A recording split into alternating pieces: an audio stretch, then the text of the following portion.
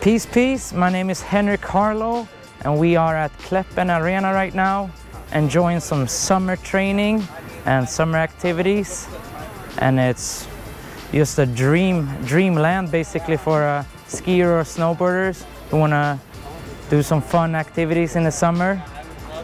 And it's pretty unbelievable, this whole facility basically, that you're able to ski and do your dream visionary tricks in the middle of summer without the consequences that usually are within hitting big jumps.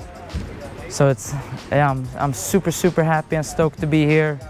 Can't believe how good the whole setup turned out. And yeah, like I said, it's unreal. Like usually we used to be thinking and walking and just days and years and months thinking about new maneuvers, and now basically you can bring it all to life without too much consequences.